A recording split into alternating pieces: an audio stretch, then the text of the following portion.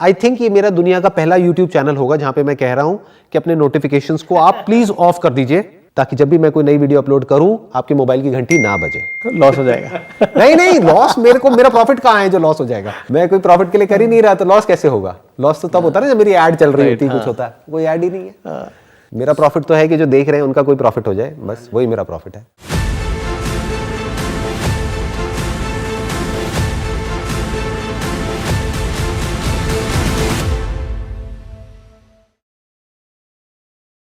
Welcome to the first episode of caught in the web. Doctor Dipankar is there with me. वो अभी आपको खुद बताएंगे उनका कितना एक्सपीरियंस है और उनकी क्या क्वालिफिकेशन है, क्या एक्सपर्टीज है। उससे पहले मैं आपको शॉर्ट में एक इंट्रोडक्शन दे देता हूं कि एग्जैक्टली इस वेब सीरीज में हम क्या करने वाले हैं। तो जो प्रॉब्लम मैंने एक लाइन में डिस्क्राइब करी थी cot in the web introduction video में, वो ये थी कि इंसान ने एक वेब बनाया है और अब इंसान खुद ही उस वेब में फंस गया है और बहुत बुरी तरीके से फंस गया है। तो जो प्रॉब्लम एक्चुअल में है वो प्रॉब्लम ये स्मार्टफोन नहीं है। प्रॉब्लम यह है कि स्मार्टफोन को हम समझ ही नहीं पा रहे कि ये क्या है और किस लेवल पे ऑपरेट कर रहा है और किस तरीके से हमारे माइंड को कंट्रोल कर रहा है। स्मार्टफोन से पहले जो भी फोन्स आए थे, for example this was the phone, इस स्मार्टफोन से पहले जिस तरह के फोन चलते थे, तो यहां तक आप कह सकते हो कि ये एक टूल था, ये एक मशीन थी जिसको हम कंट्रोल कर सकते थे अपनी लाइफ को बेटर बनाने के लिए। इनफैक्ट मोबाइल फोन से पहले और जितनी भी इन्वेंशंस हुई है उनको अगर हम ध्यान से ऑब्जर्व करेंगे तो वो सब किस लिए हुई? वो हुई हमारी लाइफ को बेटर बनाने के लिए। तो आप उनको टूल्स बोल सकते हो, बट अगर इसको कोई नाम देना ही हो तो स्मार्टफोन से बेटर नाम इसके लिए होगा एक manipulative intelligent machine, because it is not just a machine. Machine आप बोल सकते हो फॉर एग्जाम्पल, जैसे पहले के जमाने में बैलगाड़ी चलती थी तो अब कार्स चलती हैं, ट्रक्स चलते हैं, तो उसको हम एक मशीन बोल सकते हैं क्योंकि उसको इंसान कंट्रोल करता है। Even television is a tool जिसको हम यूज करते हैं, यानी कि हमारे पास में रिमोट है, हमारे पास में कंट्रोल है, उसको हम जितना चाहे उतना यूज कर सकते हैं। बट ये कोई टूल नहीं रहा। ये अभी कुछ टाइम पहले तक टूल था, जब तक कि ये यहां तक था। अब ये कोई टूल नहीं है, it is a manipulative intelligent machine. और ये जो मैं वर्ड्स यूज कर रहा हूं एक बार एक्सप्लेन कर देता हूं उसके पीछे रीजन क्या है। It is not just a machine, it is an intelligent machine. इसके पीछे एक बहुत ही हाई लेवल की इंटेलिजेंस ऑपरेट कर रही है, जिसको आप सुपर कंप्यूटर्स बोल सकते हो, जिसको आप आर्टिफिशियल इंटेलिजेंस बोल सकते हो, which is much more powerful than your intelligence। और यहां तक भी प्रॉब्लम नहीं थी अगर वो इंटेलिजेंस आपके बेनिफिट के लिए काम कर रही होती। जैसे कि नेचर की अपनी एक इंटेलिजेंस है, वो काम करती है किसके लिए? आपके बेनिफिट के लिए। फॉर एग्जांपल, अगर आपकी बॉडी में फीवर भी होता है, आपको कोई बीमारी होती है, कोई इंफेक्शन होता है, तो बॉडी में फीवर आ जाता है, तो वो फीवर आपके लिए अच्छा होता है क्योंकि बॉडी अपनी टेम्परेचर को बढ़ा रही है, which is not conducive for the bacteria and the virus to flourish।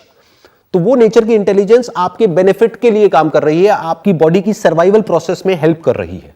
ये है नेचर की इंटेलिजेंस। बट इसमें क्या प्रॉब्लम है? Now it is no more a machine, it is a manipulative intelligent machine.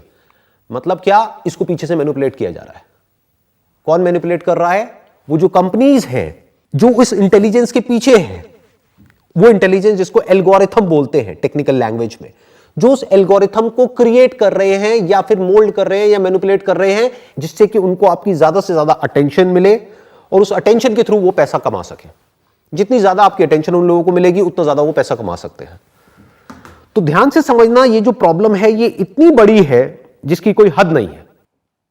आपको पता ही नहीं है किस लेवल पे क्या इंटेलिजेंस ऑपरेट कर रही है आपके माइंड को कंट्रोल करने के लिए, आपकी लाइफ को कंट्रोल करने के लिए और आपकी अटेंशन को कंट्रोल करने के लिए।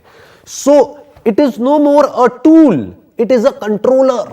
ये सिर्फ आपकी अटेंशन को कंट्रोल नहीं कर रहा है, आपके बिहेवियर को कंट्रोल कर रहा है, आपकी ब्रेन को कंट्रोल कर रहा है, आपके थॉट्स, आपके आइडियाज, सब कुछ कंट्रोल कर रहा है। ऐसे बहुत सारे सर्वेज हुए हैं, ऐसी बहुत सारी रिसर्चेस हुई हैं, ऐसी बहुत सारी स्टडीज हुई है जिसमें ये निकल करके आया है कि जैसे जैसे हम इसके एडिक्ट होते चले जा रहे हैं, जिसको हम स्मार्टफोन बोलते हैं, तो उसकी वजह से किस तरीके से डिप्रेशन, स्ट्रेस, एंजाइटी तो बढ़ ही रहा है, उसके साथ साथ में किस तरीके से हमारी बॉडी के अंदर चेंजेस आ रहे हैं, हमारी ब्रेन के अंदर चेंजेस आ रहे हैं। और ये समझना जरूरी क्यों है, पहले इसको समझ लेते हैं। किसी भी प्रॉब्लम का अगर हमको सोल्यूशन निकालना है तो उसका जो सबसे पहला स्टेप होता है that is knowledge, that is information. कि जब आपको पता होगा कि वो प्रॉब्लम क्या है तब आप उस प्रॉब्लम का सोल्यूशन निकाल सकते हो। अगर आपको पता ही नहीं है कि प्रॉब्लम क्या है, आपको अवेयरनेस ही नहीं है कि इशू कितना बड़ा है, तो उसका सोल्यूशन निकालना तो भूल ही जाओ। तो आज हम डीपली समझने वाले हैं पहले स्टेप में कि ये प्रॉब्लम क्या है और किस लेवल की है, और फिर हम आएंगे कि उसका सोल्यूशन क्या है। तो आज जो हम डिस्कशन करने वाले हैं उसका ऑब्जेक्टिव ये है कि अगर कोई स्टूडेंट है जो स्कूल में है, कॉलेज में है, या कोई भी पर्सन है, मान लो वो एक दिन में ऑन एन एवरेज 4 से 5 घंटे यूज कर रहा है अपने फोन को, तो अब उसकी वजह से आने वाले टाइम में उनकी बॉडी के अंदर क्या क्या चेंजेस होंगे और क्या क्या इफेक्ट आने वाला है, वो मैं आपसे समझना चाहूँगा, because I am not an expert in this field. तो इसीलिए आपको हमने इन्वाइट किया है ये समझने के लिए कि बेसिकली उसकी वजह से क्या हो रहा है और क्या होने वाला है।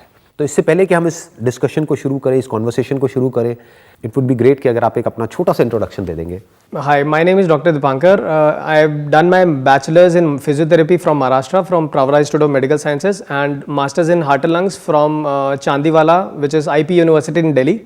और मैं आफ्टर दिस मैंने 11 साल हो गए मेरे को अर्गोनॉमिक्स की फील्ड में ये ट्रेनिंग्स देते हुए कॉर्पोरेट्स में, where people are sitting in front of computers for long hours. उनकी सेडेंटरी लाइफस्टाइल की वजह से पोस्चरल प्रॉब्लम्स चेंजेस आ जाते हैं, बिकॉज ऑफ दैट उनकी प्रोडक्टिविटी बहुत ज़्यादा कम हो जाती है।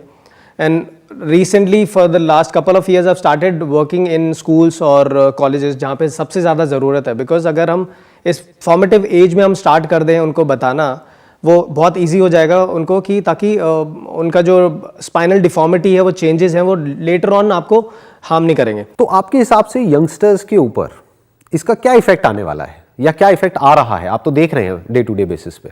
सो फिजिकल तो बहुत ज़्यादा आ रहा है, एज एन लाइक जितना ज़्यादा वो यूज़ कर रहे हैं और उतना ज़्यादा वो फिजिकली और मेंटली बहुत ज़्यादा इम्पैक्ट है। If I talk about physically, तो द सिंपल फंडा इज हमारी नेक शोल्डर्स के ऊपर होने चाहिए, राइट? आप कह रहे हो कि हमारी नेक शोल्डर्स के ऊपर होनी चाहिए। एग्जैक्टली, यस, सॉरी, ऊपर ही है वो तो neck ऊपर इन द सेंस अभी जैसे जो भी आप किसी को भी देखते हो तो ज्यादातर हमारी फॉरवर्ड हेड होती है, so this is known as forward head posture. उसकी वजह से सेंटर ऑफ ग्रेविटी बहुत आगे चला जाता है, and because of that these muscles has to work very hard to make this aligned. ऊपर बहुत डिफिकल्ट हो जाएगा उसको नेक को आगे रखने में, right?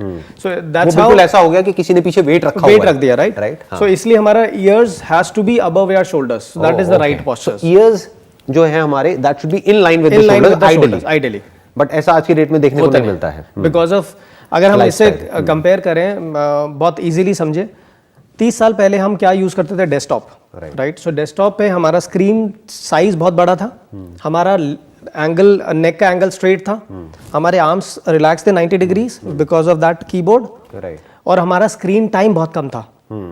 Now you come back, if you go, अगर आप एक स्टेप आगे चल जाओ, उसके बाद क्या आया था? लैपटॉप्स। स्क्रीन साइज कम हो गया, स्क्रीन एंगल कम हो गया, हम लैपटॉप ऐसे देख रहे हैं, एंड ये जो एंगल है उसमें कीबोर्ड पोस्चर ऐसे चला गया। हाँ, सो हम ऐसे देखते थे, सो दिस एंगल बहुत ज्यादा बढ़ गया, ये वाला एंगल बहुत ज्यादा, इसको सपोर्ट नहीं मिल रहा, राइट? ठीक है, इन दैट केस लैपटॉप में अगर देखा जाए तो, और स्क्रीन टाइम बढ़ गया हमको, हाँ, और स्क्रीन टाइम बढ़ गया। Now this is the era of this smartphone. Screen size बहुत कम हो गया, स्क्रीन टाइम बहुत ज्यादा बढ़ गया, screen angle, and then your जो angle of your neck, angle of your hand is compromised. उसकी वजह से सारी प्रॉब्लम है। अब होता क्यों है? अगर हम तीनों की चीज को कंपेयर करें, अगर हमारी नेक अगर स्ट्रेट रखी है, the amount of pressure on our neck, which is जहां पे सबसे ज्यादा बेंड होता है, जो आप देखते हो, अगर आप टच करोगे तो आपको एक बोनी प्रोमिनेंस दिखेगा। So, जब भी आप बेंड करते हो, on every 15 degrees of neck bend, the amount of pressure comes to our neck is which is 8 kgs। 8 kilo का वेट आता है यहाँ पे। आपने किसी को भी देखा है कि फोन ऐसे यूज करता है? कोई भी नहीं देखा होता। एवरीबडी इज यूज दिस, ठीक है, which is more than 45 to 60 degrees, right? अब आप कैलकुलेट करो तो 8 into 3 हम करते हैं, दैट इज अराउंड 24 kg। तो 24 से 30 किलो मतलब हो गया एक 8 साल का बच्चा आपके यहाँ पे पीछे बैठा हुआ है, आप इमेजिन कर सकते हैं। तो उसकी वजह से क्या होने वाला है? इसकी वजह से वन इज डिजीनेस होने के चांसेस हैं, वर्टिगो, सर्वाइकल स्पॉन्डिलाइटिस। थोड़ा सा एक्सप्लेन करिए डिजीनेस मतलब हल्का सा, जैसे आप फॉर एग्जांपल अगर मैं यहाँ से खड़ा हुआ, ऑटोमेटिकली हल्का सा मेरे को डिजी स्वे हो जाऊंगा, इधर से गिरने के चांसेस हैं। Balance, imbalance. आप अगर हिंदी में बोला जाए तो थोड़ा सा चक्कर आना, या आंखों के आगे कई बार अंधेरा छा जाना। एकदम से आप बैठे हो बहुत देर तक, एकदम से खड़े हुए तो आंखों के आगे अंधेरा आ गया, एग्जैक्टली, या चक्कर आ गए। That is dizziness. What is vertigo? Vertigo में भी जैसे अगर आप चलते चलते आपको हल्का सा स्वे होना स्टार्ट हो गया, for example if you are driving या कुछ भी, तो चलते चलते वॉक करते, या आपको ऊंचे उसमें से आप देखोगे, जैसे फॉर एग्जांपल आप कोई अगर नेक बेंड कर रहा है और एकदम अचानक से देखेगा, और या बेड से अगर साइडवेज उठता है या एकदम स्ट्रेट अवे उठता है, तो हल्का सा उसे वही मोर और लेस चक्कर आना ही होता है। सिंपल वे में बोला जाए चक्कर आना, जो कि जिसकी वजह से इंजरी होने के चांसेस बहुत हो जाते हैं। हाँ। क्योंकि अगर आप Which is चक्कर more खा के कहीं dangerous. गिर जाओ, which is very very very dangerous. Danger अगर आप ड्राइव करो, which has happened to many of my patients, Right.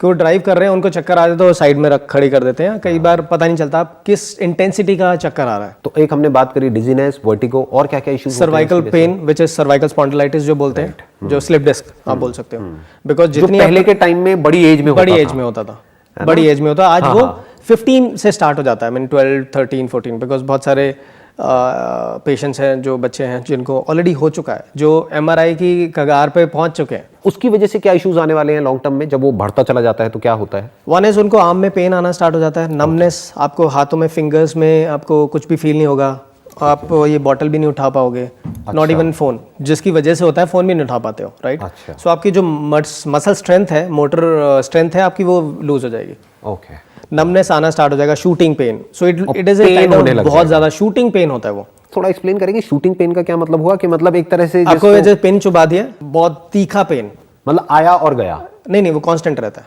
अच्छा। हाँ, वो कांस्टेंट रहता है if there is a slip disc, because जो नर्व है वो डिस्क के पीछे जारी होते हैं, जैसे आपको जेली, जो हमारी वर्टिब्रा हड्डियों के बीच में जो जेल रहता है, वो अगर नेक बेंडिंग की वजह से वो खुल गया और वो जेल बाहर निकल गया, वो नर्व को टच कर रहा है, नर्व को टच कर रहा है, नर्व का फंक्शन क्या होता है?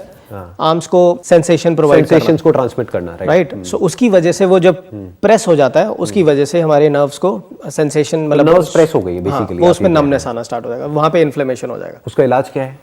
इलाज इज सिंपल, आई मीन किस वजह से हुआ है, वन इज नेक बेंडिंग की वजह, पहले तो इलाज कॉज को ठीक करो। हाँ, वन इज दिस। बट मान लेते हैं कि वो एडिक्ट हो चुके हैं और उसके होने के बाद भी वो पेन किलर्स खाते रहते हैं और यूज करते ही रहते हैं, क्योंकि एडिक्शन का मतलब ही यही है कि चाहते हैं छोड़ना लेकिन छोड़ नहीं पाते हैं, उसके बाद भी वो 4-5 घंटे 6 घंटे यूज करते ही रहते हैं, सर्वाइकल स्पॉन्डिलाइटिस होने के बाद भी या स्लिप डिस्क होने के बाद भी। अब क्या होगा, उसकी आगे की स्टेज क्या है? सो अर्ली स्टेज में पोस्चरल चेंजेस हो जाते हैं। फॉर एग्जांपल, ज़्यादातर फॉरवर्ड हेड कैसे होता है? फॉरवर्ड हेड होता है जब हम लैपटॉप और फोन को ज़्यादा यूज़ करते हैं, राउंडेड शोल्डर्स आपने देखा होगा, सो ऐसे हो जाता है। सो उसकी वजह से first of all you won't be able to breathe properly, आपका जितना आपका लंग्स में ऑक्सीजन जाती है उसकी 30% कम जाएगी लंग्स में। सो अगर प्रैक्टिस करो, आप जस्ट सिट लाइक दिस ऐसे ही नॉर्मली, आई नो, और इसका तो साइकोलॉजिकल इंपैक्ट भी बहुत बड़ा होता है पोस्चर का, कि अगर कोई ऐसे बैठेगा तो वैसे ही आदमी परेशान हो जाएगा, कॉन्फिडेंस नहीं रहेगा, मोराल कम रहेगा, देन आपका ब्रेथलेसनेस, और अगर बाय चांस गॉड फॉरबिड किसी को अस्थमा की प्रॉब्लम है पहले से, तो उसके लिए और ज्यादा डेंजरस है, और एग्रेवेट हो जाएगी, और एग्रेवेट हो जाएगा, बिकॉज ही आई मीन उसका जो ऑक्सीजन है वो इजीली जा नहीं पाएगा उस लंग्स में, because of this hunched posture, उसका स्टूड पोस्चर भी बोलते हैं। सो आइडियली देखा जाए तो people are not using smartphone smartly, smartphone हमारा नौकर होना चाहिए, बट हम उसके नौकर हो गए हैं एक्चुअली देखा जाए तो, ऑब्वियसली। और मैं यहाँ पे एक और चीज को ऐड करना चाहूंगा कि अभी आपने बात करी कि भाई हम स्मार्टफोन के नौकर हो गए हैं, एक्चुअल में अगर समझा जाए तो ये जो स्मार्टफोन है, this is just a tool. अगर हम सिर्फ स्मार्टफोन की बात करें, लेकिन इसमें जो इंटेलिजेंस ऑपरेट कर रही है, वो इंटेलिजेंस क्या है? जो एप्स हैं, जो भी सोशल मीडिया प्लेटफॉर्म्स है जो हम यूज कर रहे हैं, जो हमको लगता है कि कुछ नहीं है, एक वेबसाइट ही तो है, एक प्लेटफॉर्म ही तो है, एक ऐप ही तो है, बट वो किस तरीके से हमारे माइंड के साथ खेल रही है, that is dangerous. I mean very very dangerous, हमें पता ही नहीं है कि, और मेरे को नहीं लगता कि उससे बचने का कोई भी तरीका है, एज फार एज अगर हम बात करें कि इससे लड़ करके हम बच सकते हैं। We have to think out of the box उसका सोल्यूशन निकालने के लिए, बिकॉज इसको यूज करने की वजह से जो डोपामिन रिलीज होता है हमारी ब्रेन में, that is as addictive as nicotine, जो कि हमको सिगरेट से मिलता है, या फिर अल्कोहल, या गैम्बलिंग, या even cocaine for that matter. कुछ स्टडीज हुई हैं जिसमें इसको कोकेन तक से कंपेयर किया गया है। तो कोकेन का मतलब क्या हुआ कि एक बच्चे को हमने कोकेन दे दी, एक बड़े को दी, तो एटलीस्ट उसका माइंड एक लेवल पे डेवलप हो चुका है, कोई 21 साल का है, 25 साल का है, कि उसको वो कॉन्शियसली ये चूज कर सकता है कि मैं ये लूं या ना लूं, या ये मेरे लिए कितनी हार्मफुल है। अब छोटे छोटे बच्चों के हाथ में ये फोन है, तो इसका मतलब क्या है कि एक तरह से वो एडिक्ट तो हो गए हैं, बट उनको ये नहीं पता है कि यहां से बाहर कैसे निकले।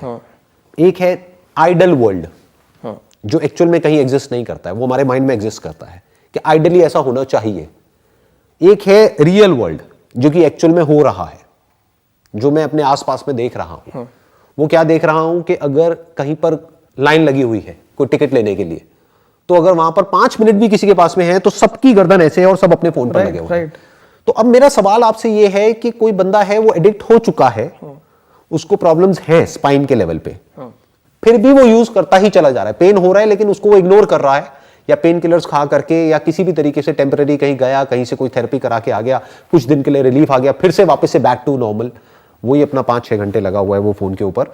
तो अब उसके बाद नेक्स्ट स्टेज में क्या होने वाला है? So interesting one, because I generally ask people, patients को कि always consult me when you are not in pain. अब होता क्या है कि किसी को आपको सर्वाइकल स्पॉन्डिलाइटिस है, पेन हो गया, 2-3 दिन उन्होंने घर पे होम रेमेडीज कर ली, राइट। हम भी कभी भी कोई भी डेंटिस्ट के पास नहीं जाता जब तक दांत में दर्द ना हो। तो सिमिलरली कोई भी फिजियो के पास नहीं जाता जब तक उसको एक्चुअल में बिल्कुल हाथ छोड़ दिया, राइट। कोई हाँ सिम्टम्स तक नहीं आ right. So there are 3 stages of slip disc. हाँ प्लीज वो आप बताइए क्या है वो 3 स्टेजेस। वन इज आप नॉर्मली आपको हल्का सा आपको स्टिफनेस हो गया कि नेक आपको ज्यादा, स्पेशली सर्दियों में मतलब थोड़ा अनकंफर्टेबल हो गया। नेक्स्ट स्टेज होती है थोड़ा सा आपको और डिस्क बल्ज हो गया हल्का सा। थर्ड स्टेज विच इज आपका जो डिस्क है बिल्कुल डिप हो गया, which is touching to your nerves.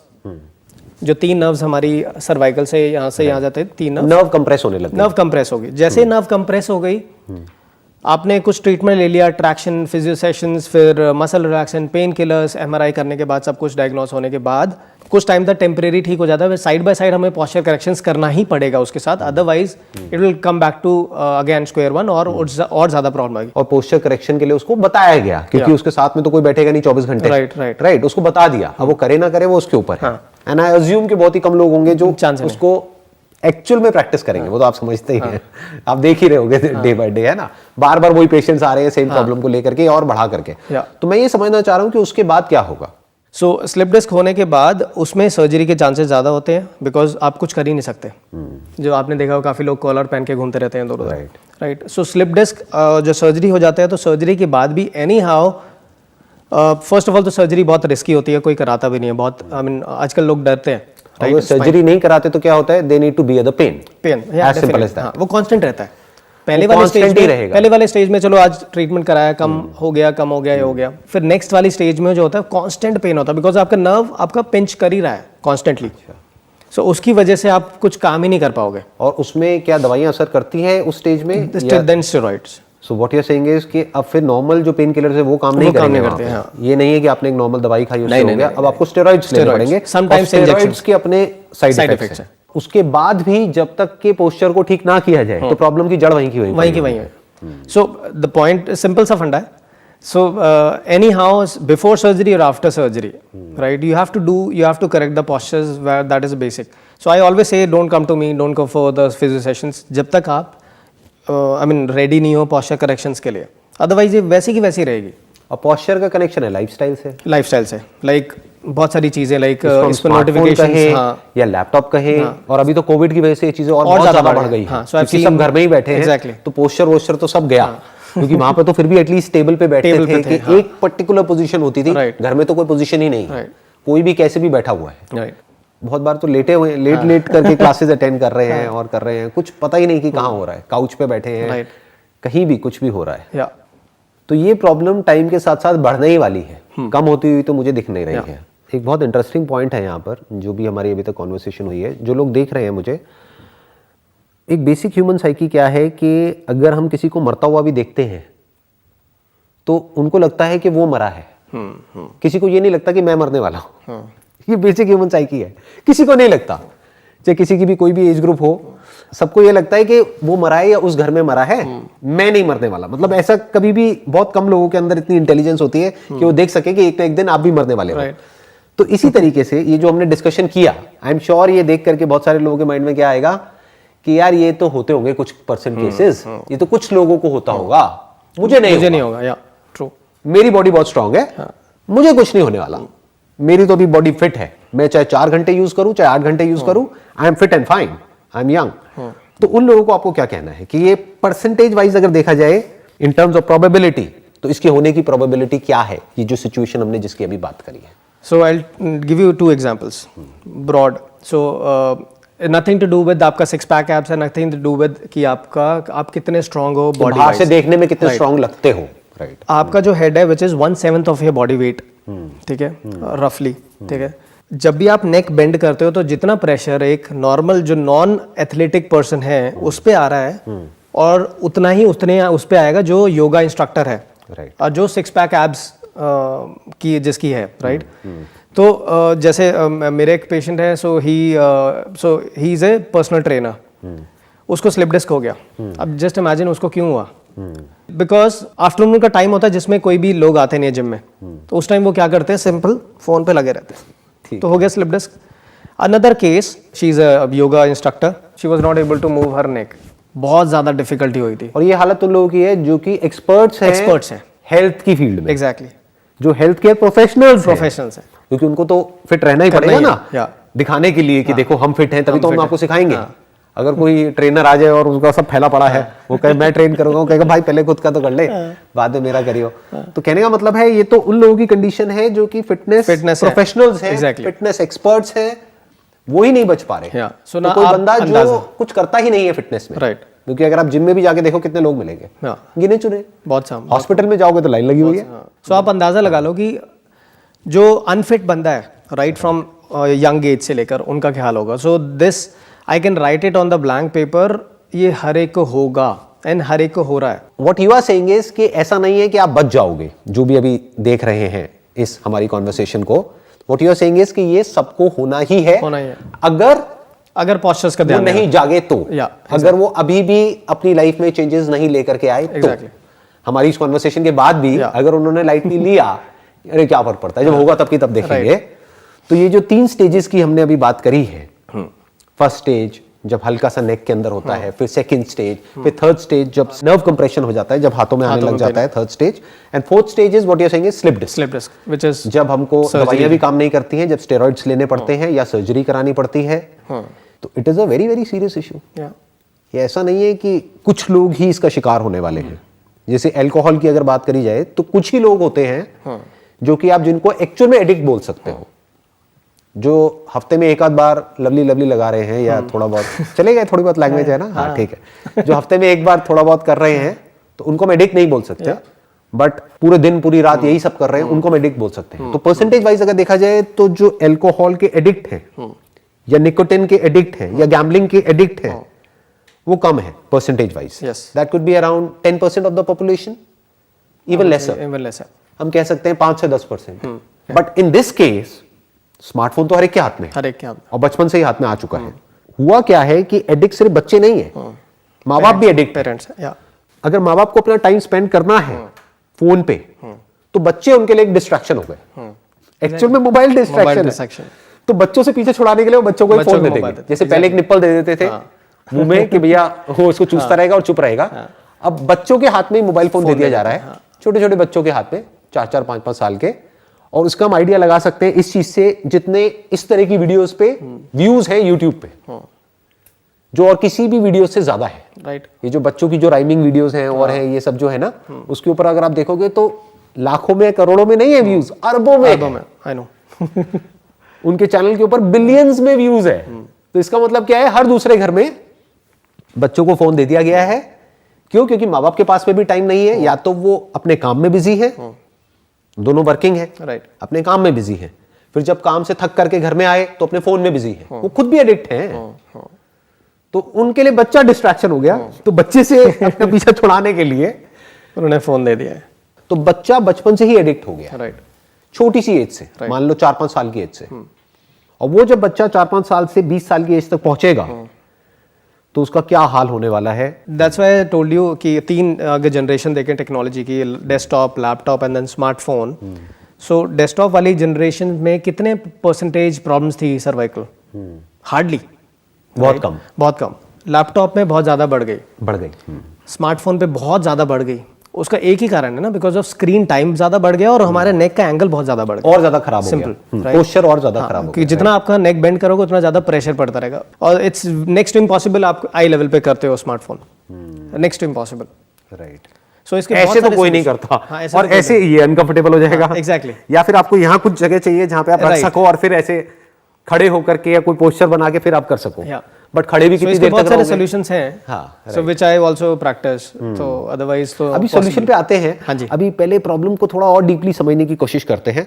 तो अब जब आप कह रहे हो कि ये जो स्टिफनेस होगी नेक के लेवल पे प्रेशर बढ़ने की वजह से, जिसकी वजह से पूरा स्पाइन पे इफेक्ट आएगा, और क्या क्या इफेक्ट आएंगे? सो ये वाली जो मसल्स है ट्रेपीजियस मसल बोलते हैं उसे. सो ये ट्रेपीजियस मसल बहुत बड़ी मसल्स होती है. सो यहाँ से स्टार्ट होती है and then it goes from shoulder to ऐसे हमारे ईयर्स के पीछे. जब ये मसल्स टाइट होती हैं, ये वाली जो शोल्डर्स यहाँ पे जो पेन होता है, और ये पेन कैसे होता है बिकॉज ऑफ ये एंगल अगर हम बढ़ जाता रहता है, जितना एंगल ये बढ़ेगा उतना ज़्यादा यहाँ पे शोल्डर्स पे स्ट्रेन आएगा. समथिंग लाइक जब हम न्यूज़पेपर पढ़ते थे. ठीक है. सो जब ये स्टिफनेस होती है तो यहाँ पे पेन होता है. सो आपको यहाँ पे हल्का सा यहाँ पे इस एरिया में पेन होगा. अच्छा. आई बॉल में पेन होना स्टार्ट हो जाएगा. सो ऐसा नहीं है कि हमारी नेक पे ही प्रेशर आता है. सो आप देखो ना, स्पाइनल कॉर्ड हमारी यहाँ ब्रेन से स्टार्ट होता है, समथिंग लाइक पोनी टेल. ठीक है. यहाँ से पोनी टेल हमारी यहाँ तक नीचे चल जा रही है, विच इज टेल बोन तक. टेल बोन तक. सो अगर आप यहाँ पे just imagine it's a ponytail, अगर आप ऐसे उसको बेंड कर रहे हो और आपको क्या लगता है यहीं पे प्रेशर आ रहा है, यहाँ पे तो आ ही रहा है, लेकिन ये वाला भी तो स्ट्रेच हो ही रहा है ना, नीचे वाला पार्ट. सो दैट्स हाउ उनको लोअर बैक में भी चांसेस है उनको पेन होने के. आना ही है क्योंकि उसको कॉम्पेंसेट करने के लिए और मसल्स को एक्स्ट्रा काम करना पड़ेगा. राइट. हाँ. और प्लस वो पेन फिर हैमस्ट्रिंग तक भी जाएगा. हाँ, बैक और पूरा नीचे तक जाएगा. या फिर ये कह लो कि हेड टू टो जाएगा. हेड टू टो जाता है. तो ऐसा नहीं है कि ये प्रॉब्लम सिर्फ नेक की नेक तक है. अगर नेक से शुरू हुई तो ये प्रॉब्लम पूरा हेड टू टो जाएगी. जानी ही है क्योंकि सब कुछ इंटरकनेक्टेड है और इंटरडिपेंडेंट है. तो अभी तक तो हमने डिस्कस किया कि प्रॉब्लम क्या है. तो अब आपके हिसाब से इसका मोस्ट प्रैक्टिकल सॉल्यूशन क्या है? मतलब अगर कोई स्टूडेंट हमारी इस वीडियो को देख रहा है, इस कॉन्वर्सेशन को देख रहा है, उसको समझ आ गया है कि ये प्रॉब्लम छोटी नहीं है, बहुत बड़ी है और वो बच नहीं सकता है. तो अब अगर वो कहता है कि उसके अंदर से आ रहा है कि नहीं मैं बचना चाहता हूँ और वो सीरियस है, मान लेते हैं अभी भी जो लोग हमको देख रहे हैं उसमें से 90% लोग ऐसे हैं जो सीरियस नहीं है, इसको सुनेंगे, इसको देखेंगे, फिर जा करके फिर वही करेंगे जो करते आए हैं, जो करते रहे हैं. बस 10% ऐसे लोग हैं जो एक्चुअल में सीरियस हैं और इस प्रॉब्लम की इंटेंसिटी को समझ पा रहे हैं एंड उनके अंदर से आवाज आ रही है कि नहीं हमें इससे बाहर निकलना है, we want to be free from this addiction. तो अब क्या रास्ता है? So first solution is I would say strongly which is be aware of your surrounding मतलब right from your postures, right from where you are sitting और कहाँ पे. For example अगर आप डाइनिंग टेबल पे हो और आपके पेरेंट्स हैं, आप सब बैठे हो, आप फोन पे लगे हुए हो और आप देख रहे हो, nobody is talking to each other. अगर आप अवेयर ही नहीं हो तो आपको पता ही नहीं चलेगा, क्योंकि मॉम डैड आपको कितनी बार टोकेंगे, आप फोर्थ टाइम आप उसको I mean you will rebel. अरे बहुत केसेस में तो मैंने देखा है मॉम डैड खुद फोन पे हैं, फोन पे हैं, मार भी देते हैं, बच्चे मार देते हैं उनका जो प्रॉब्लम्स आ रही हैं. So it's not a good. मार देते इन द सेंस कि अच्छा माँ बाप बच्चों को मारते हैं? नहीं उल्टा, बच्चे माँ बाप को मार देते हैं because of certain games, PUBG and all that. ये मैंने सुना है बहुत सारे हाँ कि बच्चे इतने एग्रेसिव होते चले जा रहे हैं because of some games and all कि वो एग्रेशन कई बार माँ बाप के ऊपर निकल जाता है. सो अगर आपने फोन छीनने की ट्राई करी तो उनसे वो लड़ाई करना, फिर उनको मारना, टैंट्रम्स एंड हाँ. सो इवन हाथ उठा देते हैं. हाथ तो कईयों ने उठा दिया, एक ने तो अपने माँ बाप को, डैड को आई गेस, डैड को मार दिया. तो मैं भी तो डैड हूँ. So dad dead. So you'll be मतलब you will hear some more interesting जब आप साइकोलॉजिस्ट के साथ करोगे ना. So I have all those stories. तो अब अगर पोस्चर पॉइंट ऑफ व्यू से, अगर हम सिंपली बॉडी के पॉइंट ऑफ व्यू से बात करें, जिस फील्ड में आप एक्सपर्ट हो, तो बॉडी पॉइंट ऑफ व्यू से हमारे पास में क्या सोल्यूशन? आप कह रहे हो और अवेयर हो जाओ. सिमिलरली अगर आप बहुत सारे सिनेरियोज बताऊं जहाँ पे यू आर अवेयर, जैसे अब हम ओला उबर में जाते हैं तो पीछे हम स्क्रॉल करते रहते हैं, सो विच इज़ वेरी डेंजरस. जब भी आप अगर वॉक करते करते स्क्रॉल कर रहे हो, टेक्स्ट कर रहे हो, द चांसेस आर हायर आपको चक्कर आने स्टार्ट हो जाएंगे. मतलब जब भी आप मोशन में हो उस वक्त अवॉइड करना है, जस्ट टू प्रिवेंट द, एक तो वन इज सेफ्टी, आप गिरने के चांसेस हैं, दूसरा सेफ्टी है कि आपका चक्कर आने के चांसेस बहुत ज्यादा बढ़ जाते हैं. वो जो डिजीनेस और वर्टिगो की आपने बात करी थी, राइट. अगर आप बैठ करके भी यूज कर रहे हो तो पोस्चर क्या होना चाहिए? दो चीज है इंपॉर्टेंट. ठीक है, हमारी नेक स्ट्रेट रखनी है, ठीक है, और हमारे हैंड्स क्लोजर होने चाहिए. इसलिए आर्मरेस्ट होते हैं ना, यहाँ पे आर्मरेस्ट रिलैक्स कर लो, जितने पास में रहेंगे उतना रिलैक्स. सो दो चीज ऐसे नहीं होनी चाहिए, neck has to be straight और aligned with your year shoulder के ऊपर होना चाहिए. आइडियली ये ऐसे होना चाहिए, मतलब बहुत ज्यादा भी नहीं, बहुत ऐसे भी नहीं, बीच में कहीं पे रिलैक्स्ड एक पोस्चर होना चाहिए. नॉर्मली भी आपका ऐसे ही हो जाएगा किसी का भी, आई मीन जिसको अगर पता ही नहीं होगा, अगर टेस्ट करें, सो इसका एक सिंपल सेल्फ टेस्ट भी है. दीवार के अगेंस्ट खड़े होके आप अगर आपका हेड टच कर रहा है तो ठीक है, अगर आपका हेड टच नहीं कर रहा है इसका मतलब you have a forward head shoulder. अच्छा, तो आपका पोस्चर ऑलरेडी खराब हो चुका है. ठीक है. तो अब अगर आप मोबाइल यूज कर रहे हैं, फॉर एग्जांपल आपको करना है, तो क्या पोस्चर होगा आपका? राइट. अगर मैं इस सोफे पे बैठा हूँ, ठीक है, तो ज्यादातर लोग क्या करते हैं, ऐसे करते हैं. हाँ, ये बिल्कुल ही गलत है. ठीक है. सो इसमें दोनों डेविएट हो गया. सो इसमें क्या करना है, हैंड इज रेस्टेड, ठीक है, नेक इज रेस्टेड, और हम इजीली आप यूज कर सकते हो. एक हैंड से यूज फोन को पकड़ो और दूसरे हैंड से यूज करो, because thumb is the most unstable. एक से यूज मत करो, जैसे लोग नॉर्मली करते हैं, एक से ऐसे ऐसे ऐसे या, ऐसे, ये मत करो। What you are saying is कि एक से पकड़ो और दूसरे से यूज करो। उसके पीछे क्या लॉजिक है? लॉजिक ये है कि विच इज स्मार्टफोन, ये thumb is most unstable joint. जब भी आप रिपीटेटिव करोगे, so these are all known as RSI, repetitive strain injuries. Okay. जब भी आप रिपीटेटिव ये करते हो, स्क्रॉलिंग या कुछ भी, पबजी, कोई भी गेम्स, जो सबवे था, सो आप ये टेंडन यहाँ पे अटैच होता है विच कॉजेज स्ट्रेन। यहाँ पे फिंगर्स, यहाँ पे टेंडन पे आपको इन्फ्लेमेशन होना स्टार्ट हो जाता है जब आप रिपीटेटिव यूज करते हो। उसकी वजह से इतना ज़्यादा सिवियर होता है, आपको थंब स्पाइका लगाना पड़ता है, आपको थंब स्टेबल करना पड़ता है, and then it takes 1 or 2 months ठीक होने में। कुछ लोगों को देखा यहाँ पे स्वेलिंग सी हो जाती है, राइट? वो इसी की वजह से, and it's very very serious, very painful. अच्छा, ये भी एक प्रॉब्लम थी, सॉरी मैं भूल गया। टेनिस एल्बो भी एक problem because of repetitive use. Problems तो वैसे देखा जाए तो अनलिमिटेड है, क्योंकि सारी इंटरकनेक्टेड है। हाँ, मोस्टली इंटरकनेक्टेड है। और दूसरा ऑप्शन ये है कि आप ऐसे यूज कर सकते हो। Oh okay, simple. बट इसमें फिर वही प्रॉब्लम हो गई, एक हाथ से कर रहे हैं। हाँ, ज़्यादा देर यूज नहीं कर सकते, right? So ideal duration of using the smartphone is 20 minutes at any given point of time. We should not use it for more than 20 minutes at a stretch. At a stretch. अच्छा, जो ऐसा होता नहीं है क्योंकि 1-2 घंटे तो कहाँ चले जाते हैं पता ही नहीं लगता है, एक बार जब कोई उसके अंदर चला जाता है तो अच्छा, एक और भी एक आप बात बताइए। मैंने वैसे ऐसी कुछ चीज़ें देखी हैं कि उसमें क्या होता है कि एक आजकल स्टैंड आ गए हैं, वो फ्लेक्सिबल स्टैंड्स होते हैं कि उसको आपने टेबल में या कहीं पे भी लगा दिया और यहाँ पे आ गया आपका mobile phone. I think that's a good enough posture, right? अगर आप कुछ देख रहे हैं, मान लीजिए अपने मोबाइल फोन में या कहीं पे भी, तो उस वक्त क्या पोस्चर होना चाहिए? सी सिंपल 2 ही रूल है।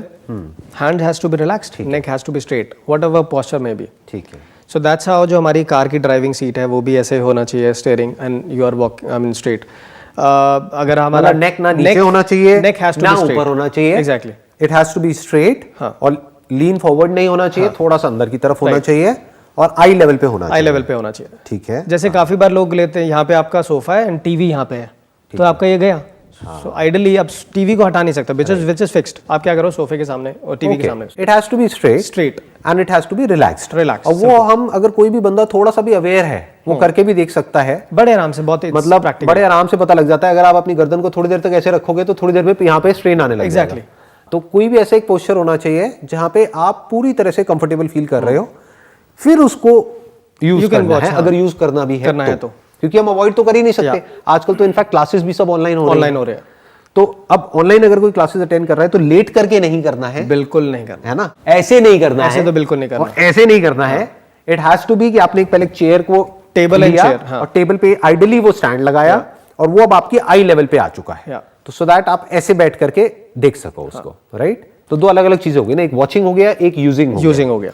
यूजिंग मतलब कि जब हम अपनी फिंगर से डिलिबरेटली कुछ उसको यूज कर रहे हैं, एक हो गया वॉचिंग। और आप ये कह रहे हैं कि चाहे हम देख रहे हैं चाहे यूज कर रहे हैं, आइडियली 20 मिनट में हमको एक ब्रेक लेना चाहिए। 20 मिनट ना भी हो तो मैक्सिमम आधा घंटे में हमको एक ब्रेक लेना चाहिए। वो ब्रेक कितनी देर का होना चाहिए? 1 or 2 minutes। अच्छा, 2 मिनट का भी हम ब्रेक ले लें और थोड़ा बहुत स्ट्रेचिंग कर लें तो दैट्स गुड इनफ। उसके अलावा और क्या कर सकते हैं? They can celebrate no phone day with the family. Sunday व्रत रखते हैं, हाँ, जैसे इंटरनेट फास्टिंग मैंने कहीं पढ़ा था, जैसे साल में एक बार करवा चौथ का व्रत होता है, राइट। तो ऐसे फोन, ये आज की डेट में पति या पत्नी से कम तो है नहीं। जैसे करवा चौथ में पति की लंबी उम्र के लिए व्रत रखती है, राइट, बट इसमें अपनी लंबी उम्र के लिए आप हफ्ते में एक दिन एक व्रत रख सकते हैं या महीने में एक दिन एक व्रत रख सकते हैं जिस दिन आप फोन को यूज नहीं कर रहे। नेक्स्ट इज लेट्स से एक ही डिवाइस पे सब कुछ मत रखो। आज तक प्रॉब्लम क्या आ रही है कि आप मेल्स भी, यूट्यूब भी, आपका वीडियोस भी, आपका WhatsApp, everything is on one device, तो इसलिए आपका टाइम ज़्यादा हो रहा है, राइट। और इस पे नेक ज़्यादा बेंड हो रही है, तो इस पे ज़्यादा प्रॉब्लम्स आनी है। तो इट्स बेटर कि आप मेल्स को आप उस पे देखो, वीडियोस को आप टीवी पे देख लो, या पीसी पे या कहीं पे लैपटॉप पे, इस पे कम से कम यूज करो, डिवाइड कर दो। और एक और इसमें आई थिंक एक काम करा जा सकता है, जो भी फालतू की चीजें हैं जो यूज नहीं हो रही है उसको डिलीट किया जा सकता है और नोटिफिकेशन ऑफ किया जा सकता है। नोटिफिकेशन ऑफ कर सकते हैं, ये कर सकते हैं। आई थिंक नोटिफिकेशंस को ऑफ करने से ही बहुत रिलीफ आ जाएगा, बहुत रिलीफ आता है, बिकॉज़ अननेसेसरी वो आता रहता है। और कईयों में तो ये भी है, जैसे नोटिफिकेशन आया, हमें पता भी नहीं है, we are not even conscious, immediately हमारा हाथ वहां पे गया, और या फिर इवन हाथ बार-बार जा रहा है चेक करने के लिए कि कोई नोटिफिकेशन तो नहीं आया है। तो नोटिफिकेशंस को अगर हम पूरी तरह से ऑफ कर दें तो half of the battle is one. तो आई थिंक ये मेरा दुनिया का पहला YouTube चैनल होगा जहां पे मैं कह रहा हूं कि अपने नोटिफिकेशंस को आप प्लीज ऑफ कर दीजिए। ताकि जब भी मैं कोई नई वीडियो अपलोड करूं आपके मोबाइल की घंटी ना बजे। लॉस हो जाएगा। नहीं लॉस मेरा प्रॉफिट कहाँ है जो लॉस हो जाएगा? मैं कोई प्रॉफिट के लिए कर ही नहीं रहा तो लॉस कैसे होगा? लॉस तो तब होता है ना जब मेरी ऐड चल रही होती है, कुछ होता है, कोई ऐड ही नहीं है। मेरा प्रॉफिट तो है कि जो देख रहे हैं उनका कोई प्रॉफिट हो जाए, बस वही मेरा प्रॉफिट है। हाँ बताइए। नेक्स्ट इज वो मैंने बता दिया, फ़ोन फ्री टाइम, एक कुछ हम छोटा छोटा फ्री टाइम भी रख सकते हैं। लेट्स से कि मुझे 4 to 5 मेरे को फ़ोन यूज़ नहीं करना शाम को। मैं थोड़ा सा यहाँ पे ऐड ऑन करना चाहूंगा। आपने कहा कि एक टाइम हम रख लें, मान लो 4 से 5 बजे का। आई एम नॉट श्योर कि वो काम करेगा फंडा या नहीं करेगा, क्योंकि क्या होगा, 1-2 दिन तो काम करेगा, उसके बाद में बंदा भूल जाएगा या वो फोन उसको अपनी तरफ खींच लेगा। तो ये जो हैबिट है that needs to be replaced, not prevented. मतलब हम एक हैबिट को खत्म नहीं कर सकते हैं, किसी भी हैबिट को खत्म करने का कोई तरीका नहीं है। It needs to be replaced with something else. For example, अगर कोई आदमी इतना कर ले कि आदमी औरत व्हाटएवर, औरतें बुरा ना मान जाए अगर इतना ही कर ले कि सुबह और शाम को आधा घंटा या 1 घंटा वॉक के लिए जाएंगे, उस वक्त फोन नहीं लेकर के जाएंगे। And no good night and good morning for with phones, सोने से पहले और सोने के उठने के बाद। अब अगर हमारा ऑब्जेक्टिव ये है, जैसे कि काफी सारी स्टडीज हुई हैं जहां पर कहा गया है कि भाई आप 2-3 घंटे पहले ही फोन को छोड़ दीजिए, तो ज्यादातर लोग कहेंगे कि भाई मैं तो अपने फोन में अलार्म लगाता हूँ, ये तो मुझे उठाता है, तो एक अलार्म क्लॉक ले सकते हैं। एग्जैक्टली, वो रखो, फोन को बाहर ही रखो, फोन को बाहर रखो, कमरे में लाओ ही मत। Exactly, this is very interesting. अगर लोग प्रैक्टिस करें, so half of the problem will be solved, अगर वो प्रैक्टिस करें तो। सो व्हिच इज, अगर हम स्मार्टफोन पे जाते हैं, स्मार्टफोन पे वॉइस कमांड आता है, राइट? अगर आप स्पेस बार पे जाते हो तो automatically what ever I am typing, I will show you. So now what ever I will speak, जो भी मैं बोलूँगा ना, चाहे हिंदी में चाहे इंग्लिश में, एवरीथिंग गूगल विल टाइप। सो मेरे को टेक्सटिंग करने की जरूरत नहीं है। जब मैं टेक्स्ट नहीं करूँगा तो मेरी नेक भी बेंड नहीं होगी, तो ऑटोमेटिकली प्रॉब्लम सॉल्व, सब कुछ आ गया इसके अंदर। अच्छा, सो आप ये कह रहे हो कि कीबोर्ड में एक वॉइस रिकग्निशन है, तो बजाय टाइप करने के आप बोल दो, हाँ, और वो वहां पे टाइप हो जाएगा। हाँ, राइट। जो भी मैं बोलूंगा ना, चाहे हिंदी में चाहे इंग्लिश में, एवरीथिंग गूगल टाइप। मेरे को टेक्सटिंग तो रॉबर्ट चलता है। हाँ, टेक्सटिंग करने के लिए जब तक नहीं करूंगा तो मेरी नेक बेंड नहीं होगी, तो ऑटोमेटिकली प्रॉब्लम सॉल्व। ये बहुत अच्छा आइडिया है। ये वो नहीं है, वॉइस नोट नहीं है। हाँ। सो काफी लोग इससे कंफ्यूज हो जाते हैं कि व्हाट्सएप पे जो वॉइस नोट है, आप लॉन्ग प्रेस करो, वॉइस नोट जा रहा है, वॉइस नोट नहीं, ये टेक्स्ट जा रहा है। वॉइस नोट तो हो गया, वॉइस को रिकॉर्ड करके रिकॉर्डिंग को भेज रहे हैं। That is something else. ये बेसिकली क्या हो रहा है कि आपकी वॉइस को रिकॉग्नाइज करके टाइप कर रहा है, तो आपको टाइप नहीं करना, टेक्स्ट नहीं करना, बिकॉज वो जो टेक्स्ट आप कर रहे हो, करोगे तो ऐसे ही उसकी वजह से आपका पोस्चर खराब हो रहा है, तो टेक्स्ट करने की नीड ही खत्म हो गई। Exactly, so this is most important. Very ultimately technology को ही यूज कर रहे हैं, टेक्नोलॉजी से बचने के लिए। As simple as that. मतलब टेक्नोलॉजी को हम स्मार्टली यूज कर रहे हैं। So that's why I said use your smartphone smartly. Right. Next is my suggestion is, आप उसको कोई भी जो भी एप्स हैं आपकी, so you can put your all your apps deep inside. For example, आपकी सोशल मीडिया एप्स जिस पे आप ज्यादा टाइम स्पेंड करते हो, आप उसको बहुत अंदर एक उस पर डाल दो। तो एफर्ट करना पड़ेगा वहां तक पहुंचने के लिए, और एफर्ट हम करना नहीं चाहते। सब चाहते हैं आराम से, और इतना आलसी होते चले जा रहे हैं लोग। एलेक्सा क्या है, कोई एफर्ट नहीं करना चाहता, एफर्ट नहीं करवाता। Right. Switch on the light, switch on, सब कुछ सेडेंटरी बहुत ज्यादा हो रहा है, तो ये एफर्ट एक बच जाएगा। You can also try creating. ये कर सकते हो कि वो मुश्किल हो जाए। जैसे आपकी इस बात से मुझे क्या याद आया, मैं क्या करता हूं कि अगर मेरे मोबाइल में, वैसे तो मेरे पास में 2 मोबाइल फोन्स हैं एक ये है एक ये है, तो कोई इंपॉर्टेंट ईमेल आ गई मान लो, बहुत ही इंपॉर्टेंट है, वैसे तो अगर नहीं है तो मैं अपने सिस्टम से एक्सेस करता हूं, पर बहुत इंपॉर्टेंट है, तो मैं अपनी ईमेल को हमेशा लॉग आउट करके रखता हूं। तो मैं क्या करूंगा, अगर मेरे को ईमेल एक्सेस करनी है तो पहले पूरा खोलूंगा, फिर लॉगिन करूंगा, फिर यूजर नेम पासवर्ड, ये वो करते करते इतना आलस आता है कि मैं कहता हूँ छोड़ना यार, कौन करेगा, वहीं जाके करूंगा। हाँ, मैं पूछ लेता हूँ पहले, अगर किसी का फोन आया, अर्जेंट है या इंपॉर्टेंट है? इंपॉर्टेंट है तो कल हो जाएगा, अर्जेंट है तो बोलो। तो आई थिंक जितना भी अभी तक हमने डिस्कस किया है उसका अगर कोई 10% भी कर ले तो बहुत है। आई होप कि जो लोग मुझे अभी देख रहे हैं और डॉक्टर दीपांकर को देख रहे हैं, वो लोग हमारी इस कॉन्वर्सेशन को सीरियसली लेंगे, और जो भी आइडियाज़ हमने आज यहाँ पर डिस्कस करे हैं उसको आप सिंसियरली अपनी लाइफ में इंप्लीमेंट करने की कोशिश करेंगे, और अपनी लाइफ में एक्चुअल में कुछ चेंजेस लेकर के आएंगे। बाकी चेंजेस लाने हैं या नहीं लाने हैं, फाइनली वो कॉल तो आपकी ही है। थैंक यू डॉक्टर दीपांकर यहाँ पर आने के लिए और अपना सबके साथ में शेयर करने के लिए। Thank you. It means a lot to me and to everybody जो भी अभी हमको देख रहे हैं। Thank you so much for your time. Thank you. मैं क्या प्रेडिक्ट कर रहा हूं कि आप जो मर्जी कर लो, इस वीडियो को जितना मर्जी लाइक कर दो, जितना मर्जी शेयर कर दो, जितने मर्जी कमेंट्स कर दो, इसके ऊपर व्यूज आने ही नहीं है। क्यों नहीं आने हैं? क्योंकि इसके बाद में या तो ऐप अनइंस्टॉल हो जाएगी या फिर बंदा यूट्यूब को बंद करके अपना कुछ दिमाग दौड़ाएगा, उस रैबिट होल से बाहर निकलेगा, अपने आप से क्वेश्चन पूछेगा, हो सकता है कुछ दिन तक वो यूट्यूब पे वापस ना आए, राइट? तो एल्गो को समझ आएगा, एआई को समझ आएगा कि भाई ये बड़ा खतरनाक कंटेंट है, तो इसको पीछे दबा दो, मतलब जितना नीचे दबा सकते हो दबा दो, दिखना ही नहीं चाहिए, ना रिकमेंडेशन में, ना यहाँ पे, ना वहां पे। हाँ, कोई सर्च करके कहीं से डायरेक्ट पहुंच जाए तो पहुंच जाए, वरना नहीं दिखना चाहिए।